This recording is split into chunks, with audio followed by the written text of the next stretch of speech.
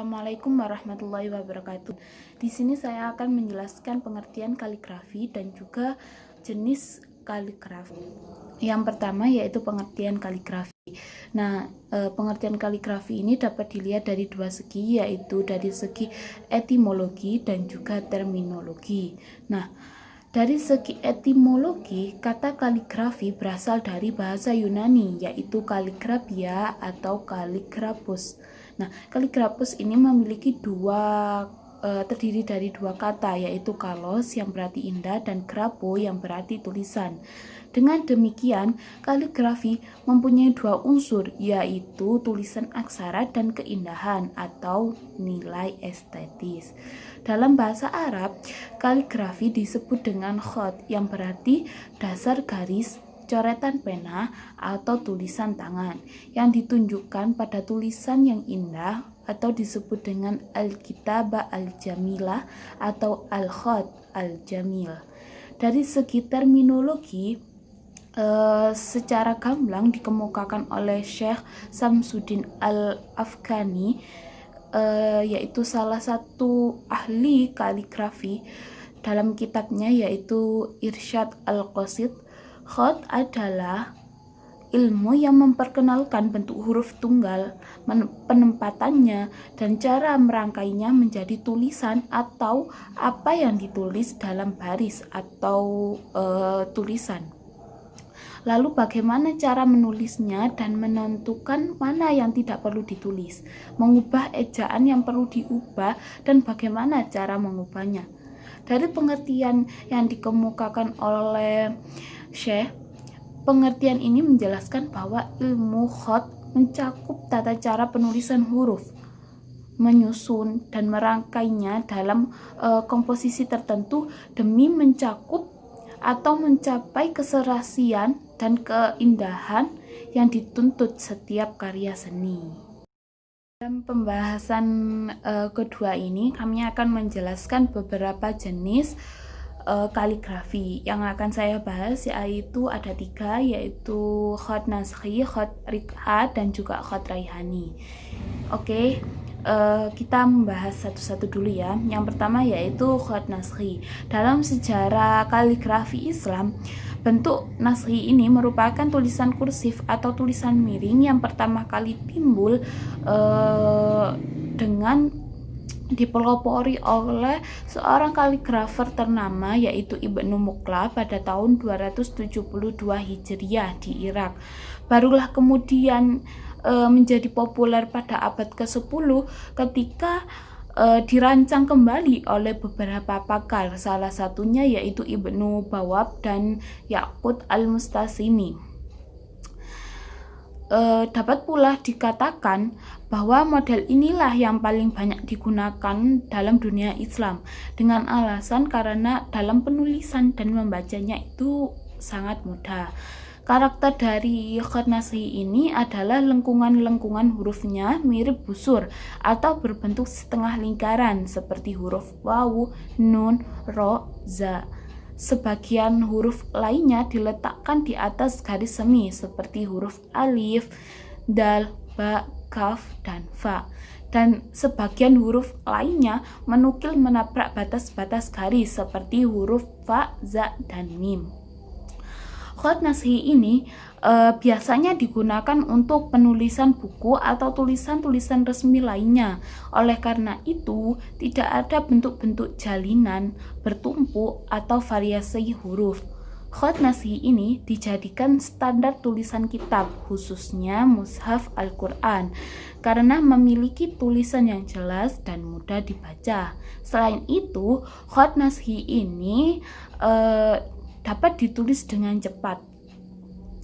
Sejak abad 4 Hijriah, sebagian besar mushaf sudah beralih menjadi tulisan khot naskhi ini. Jadi tidak lagi menggunakan kufi. Yang kedua yaitu khot rik'a.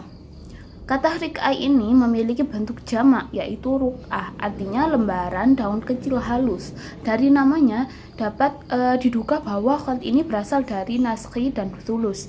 Bentuk-bentuk asalnya sama dengan huruf-huruf sulus, baik ketika keadaan tunggal maupun ketika dalam bentuk susunan. Khat rik'ah ini mempunyai kelainan-kelainan atau perbedaan dalam beberapa hal, seperti yang pertama, tulisan rik'ah lebih cenderung kepada bulatan-bulatan daripada tulisan sulus. Yang kedua, huruf-huruf rik'ah lebih halus daripada huruf-huruf lain. Yang ketiga, tarwis atau jangkut sangat jarang atau hanya sedikit sekali. Yang keempat yaitu pusat garis lingkaran ain tengah dan akhir kerap kali terkatup tanpa lubang.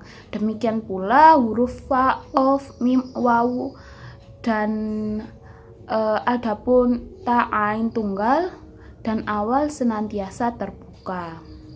Nah, gaya ini diciptakan oleh Al-Ahwan Al-Muharrir yang diolah dari khat sulus. Keistimewaannya adalah khat ini cepat jika digunakan untuk menulis catatan. Letak keindahannya adalah pada kesamaan ukuran huruf yang ditulis dan kelurusan garis penulisan.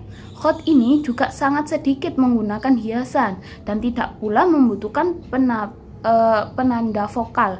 Khat rik'ah ini pada awalnya hanya untuk keperluan pencatatan dan juga perkantoran, jadi bukan untuk mushaf, penulisan mushaf, karena tulisan ini banyak digunakan untuk penulisan lembaran surat, maka khat ini disebut dengan khat rik'ah. Yang ketiga yaitu khat raihani. Menurut Didin Sirajuddin 2006, tulisan kaligrafi gaya ijazah atau raihani merupakan perpaduan antara gaya sulus dan naskhi yang dikembangkan oleh para kaligrafer Daulah Utsmani. Gaya ini lazim digunakan dalam penulisan ijazah dari seorang guru kaligrafi kepada muridnya. Karakter huruf raihani ini sama seperti sulus, tetapi lebih sederhana, sedikit hiasan tambahan, dan tidak lazim ditulis secara bertumpuk atau murakkab.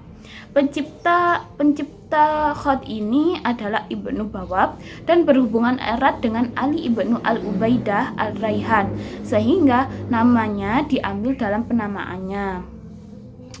Raihani itu sendiri berarti semerbak. Mohon maaf ya teman-teman, itu kayak ada bekas-bekasnya, itu karena dari tadi saya mencoba untuk membuat video tapi salah-salah terus. Nah, kalau alif itu ada 5 titik, 1, 2, 3, 4, 5.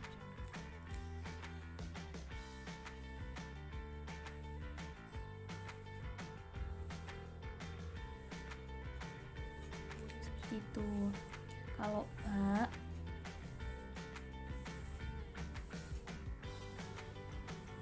ini ukurannya setengah, 1, 2, 3, 4, dan lebarnya ada 4 ya. Itu kalau ba itu sama kayak ta sama. Kemudian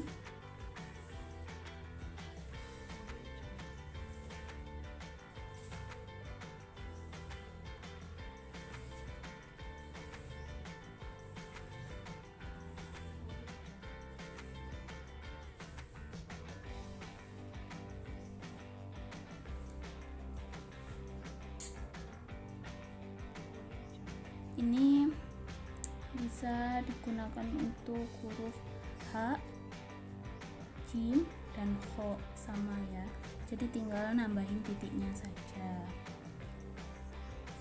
Itu contoh dari khat naskhi. Kalau rik'ah itu terkesan lebih kecil ya, jadi alifnya itu nggak sepanjang naskhi. Jadi rik'ah ini alifnya itu ada 3 titik ukurannya.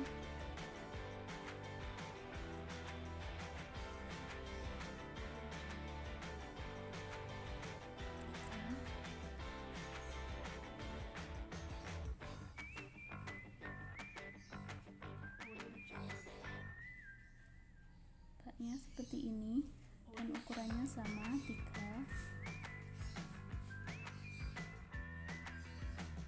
Nah,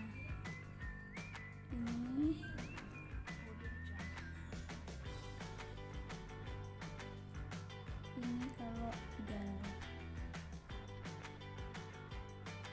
ini ukurannya 1 dan yang miring ini ukurannya 2.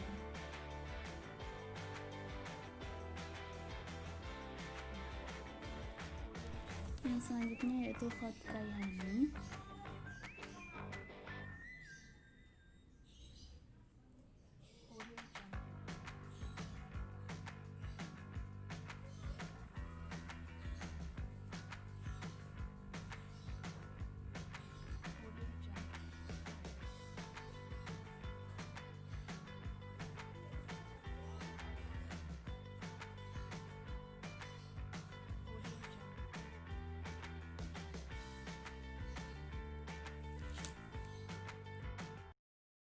Di sini saya akan mempresentasikan materi selanjutnya dari Mbak Sylvi Nurjannah, yaitu tentang Khat Sulud, Khat Farisi, dan juga Khat Diwani.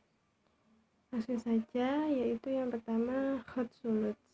Khat Sulud merupakan jenis huruf yang paling banyak digunakan oleh para kaligrafer dalam membuat suatu karya, baik itu lukisan maupun perlombaan. Biasanya huruf sulud sering kita temui di dinding-dinding masjid. Khat sulud dibuat pertama kali pada abad ke-7 pada masa dinasti Umayyah. Khat sulud berarti sepertiga, karena tulisan ini memiliki ukuran lebih sepertiga dibanding gaya tulisan lainnya. Yang kedua yaitu Khat Farisi. Kaligrafi gaya Farisi sesuai dengan namanya merupakan kaligrafi yang dikembangkan oleh orang Persia dan menjadi huruf resmi bangsa tersebut semenjak dinasti Safawi sampai saat ini. Gaya menulis orang Persia setelah masuk Islam dipengaruhi juga oleh bentuk khat lain seperti sulud. Maka lahirlah gaya tulisan ta'liq yang berarti menggantung, karena biasanya ditulis dengan model menggantung. Ketiga yaitu Khat Diwani. Gaya Khat Diwani dikembangkan oleh kaligrafer ternama yaitu Ibrahim Munif, lalu disempurnakan oleh Syekh Hamdullah dan kaligrafer Daulah Utsmani di Turki pada akhir abad ke-15. Karakter tulisannya bulat dan tidak memiliki harokat. Keindahan tulisannya bergantung pada permainan garisnya yang terkadang meninggi atau menurun. Model diwani ini banyak digunakan pada ornamen arsitektur dan sampul buku. Ciri khas Khat Diwani adalah bentuknya rumit, banyak hiasan, serta bervariasi. Baik, untuk selanjutnya kita akan mencoba mempraktekkan bagaimana cara menulis kaligrafi dengan menggunakan Khat Sulud, Farisi, dan juga Diwani. Untuk yang pertama kita akan mempraktekkan Khat Sulud. Yang pertama kita siapkan pensil seperti ini, kurang lebihnya. Kita akan mencoba menulis huruf alif.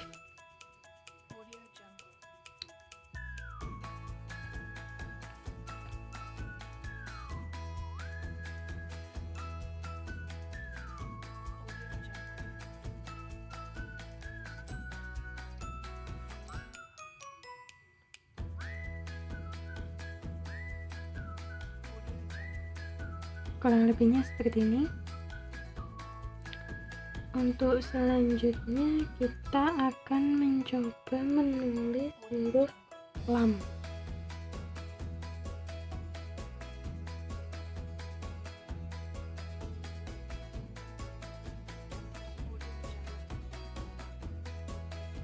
Kurang lebih seperti ini. Untuk yang selanjutnya kita akan mencoba menulis huruf kaf.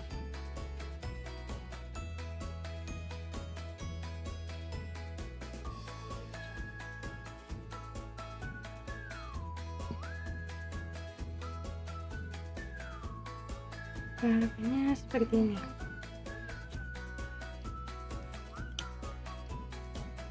Untuk yang selanjutnya kita akan mencoba menulis kaligrafi dengan menggunakan Khat Farisi. seperti yang sudah saya jelaskan tadi, bahwa khat Farisi ini mempunyai ciri khas, yaitu tulisannya agak condong ke arah kanan. Contohnya seperti ini. Kita akan mencoba menulis dengan menggunakan khat Farisi. Kita akan mulai dengan menuliskan huruf ba.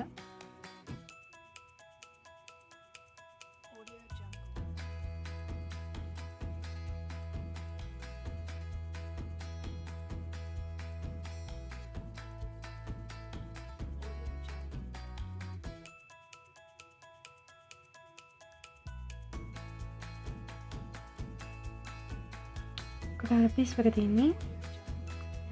Untuk yang selanjutnya kita akan menuliskan huruf jim.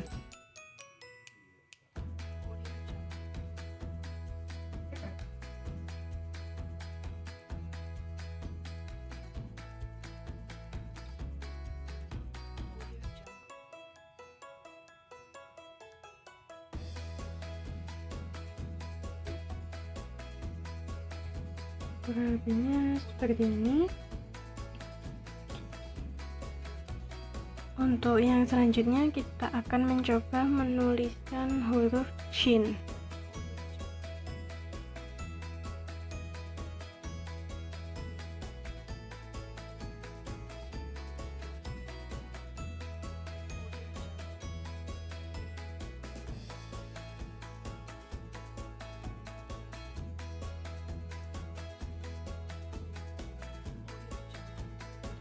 Kurang lebihnya seperti ini. Ini merupakan khat Farisi. Untuk yang selanjutnya kita akan mencoba mempraktekkan menulis kaligrafi dengan khat Diwani. Seperti yang sudah saya jelaskan tadi, khat Diwani ini hurufnya mempunyai karakteristik yang unik. Kita akan mencoba menulis beberapa huruf hijaiyah dengan menggunakan khat Diwani. Yang pertama, kita akan mencoba menulis huruf fa.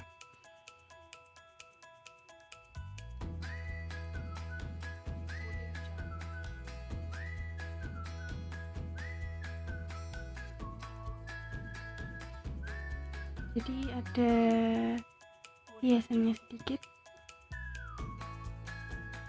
seperti ini. Untuk yang selanjutnya kita akan mencoba menulis huruf sin.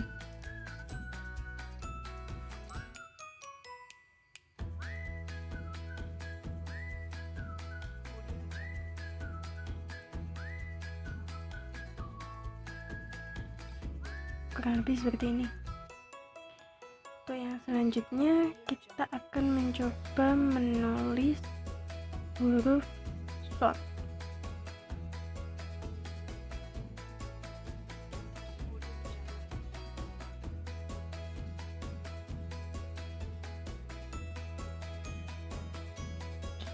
Kurang lebih seperti ini. Ini merupakan contoh kaligrafi dengan khat Diwani. Di sini saya akan menjelaskan tentang jenis khat atau macam-macam khat, Diwani Jali dan khat Kufi. Baik, khat Diwani Jali. Khat Diwani Jali ini merupakan pengembangan dari gaya Diwani yang sebelumnya sudah teman saya bahas.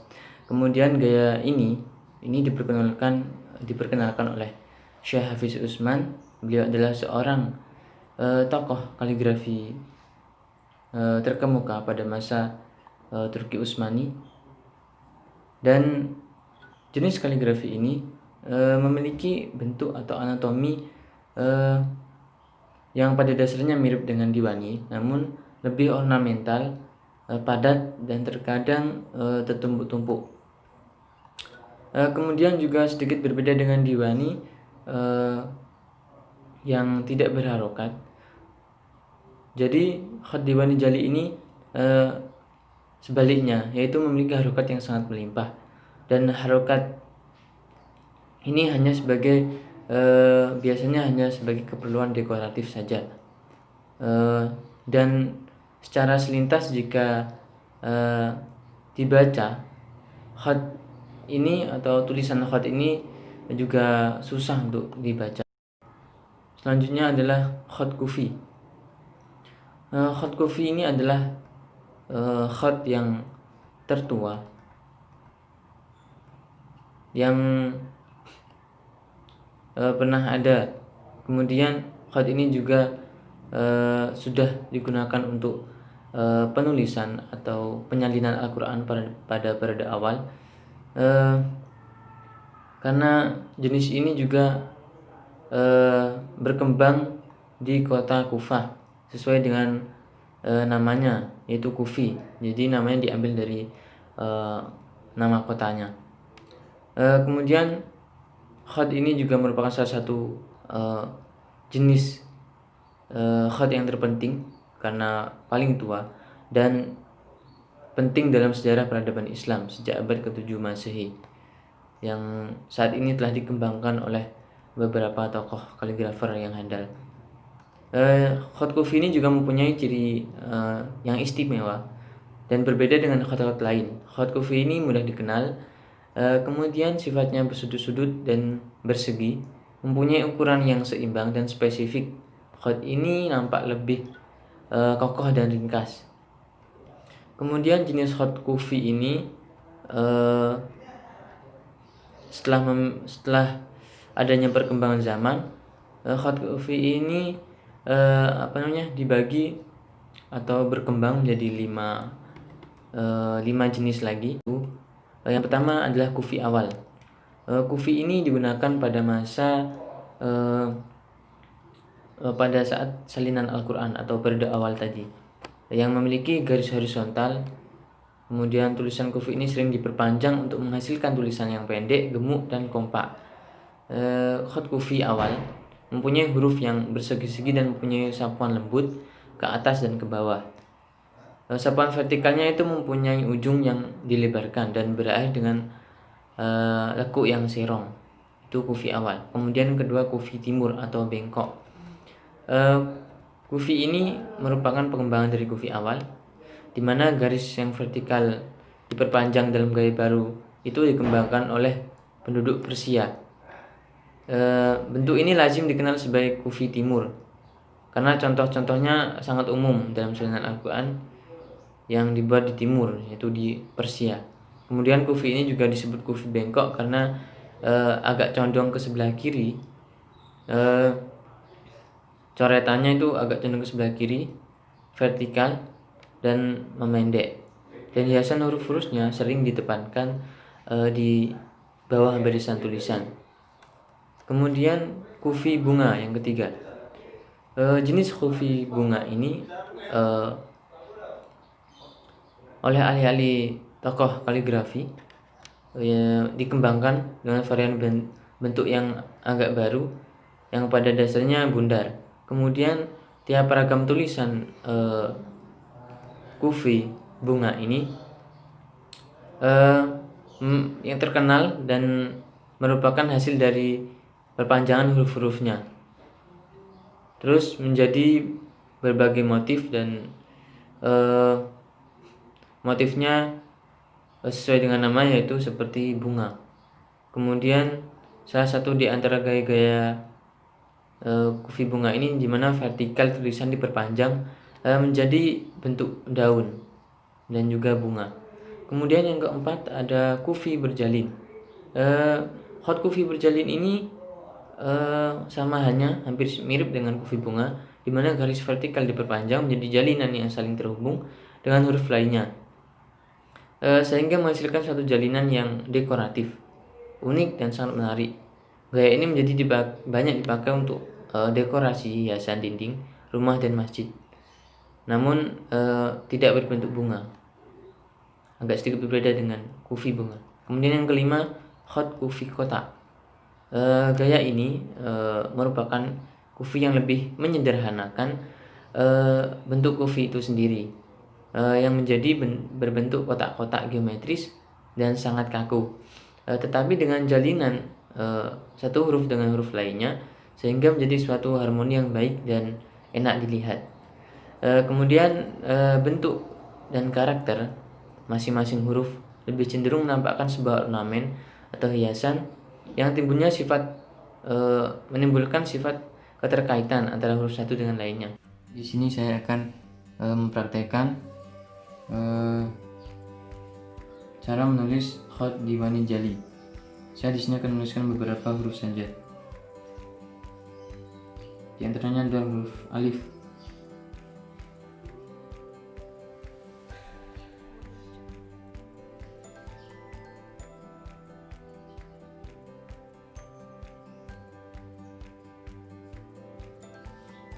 Teman-teman bisa mengikutinya dengan diulang-ulang agar lancar.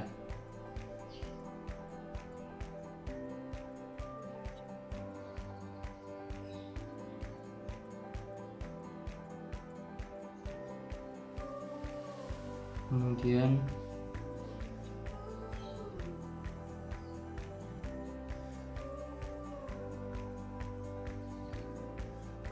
menyimpan huruf ba,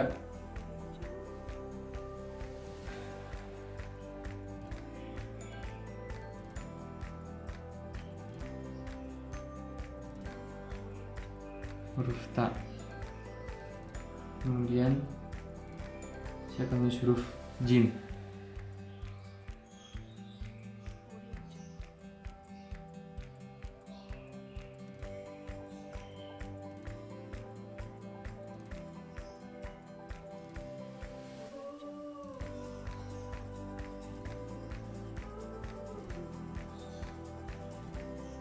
Kemudian huruf ha dan kha.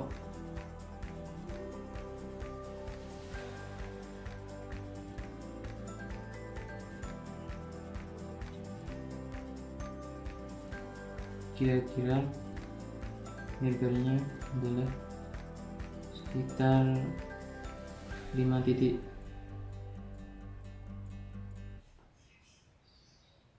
Ini huruf H.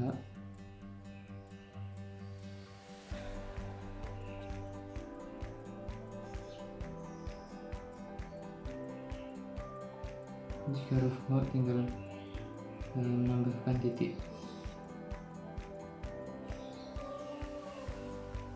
Kemudian huruf Ra.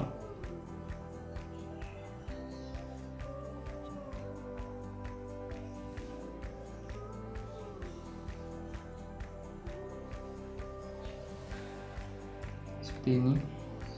Kemudian huruf Sa.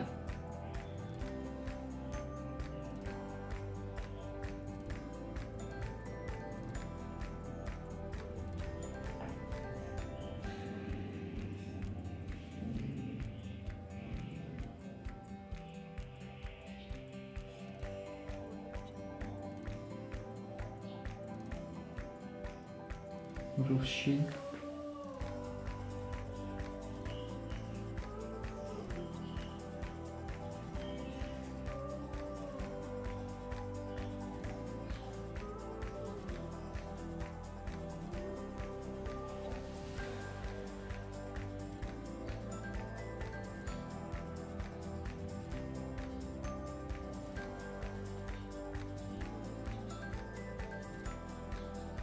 Ini adalah beberapa huruf dari khat Diwani Jali.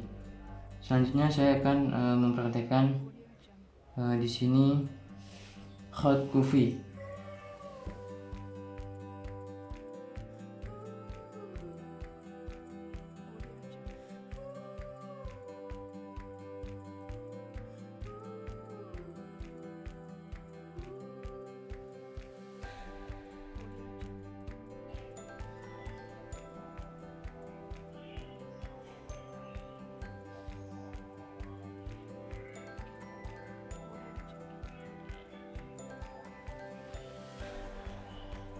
Teman-teman bisa mencoba di rumah.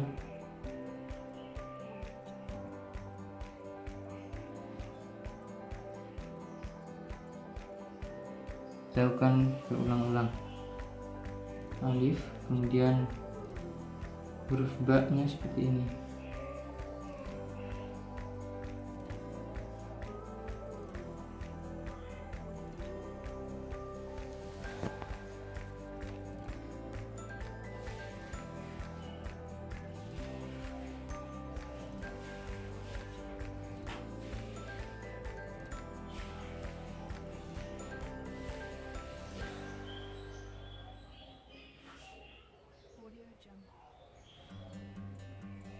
Jika huruf ta tinggal menulis titik di atas ini.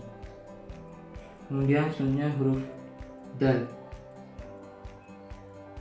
Huruf dal ada yang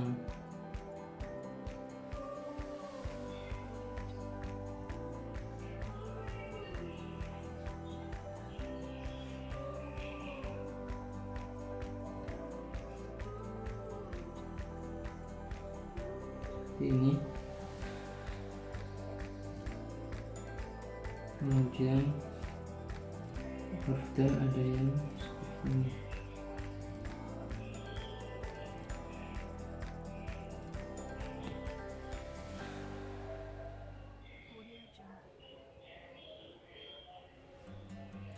Ini huruf dal.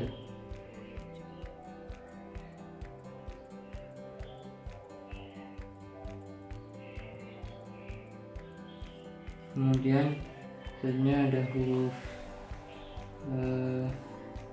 H atau jim, adanya seperti ini.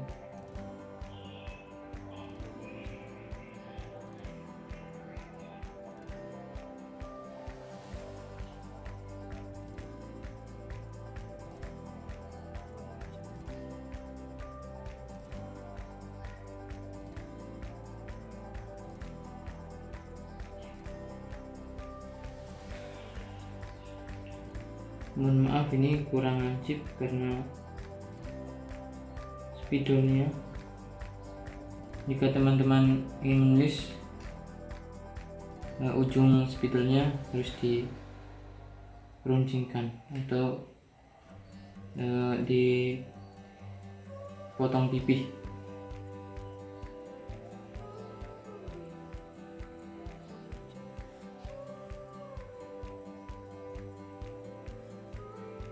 Ini huruf H.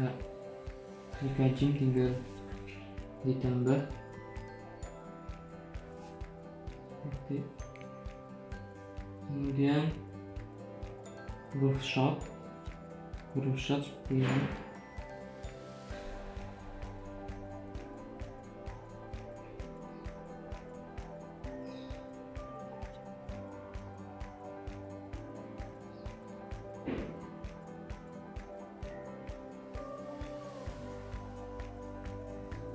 Shot.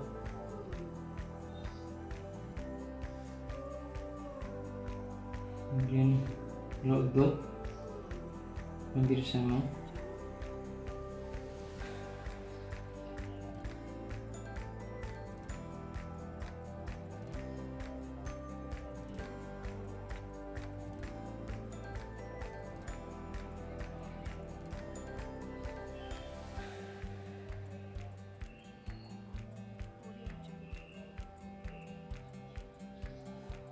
Kemudian ada huruf lam. Huruf lam itu ini.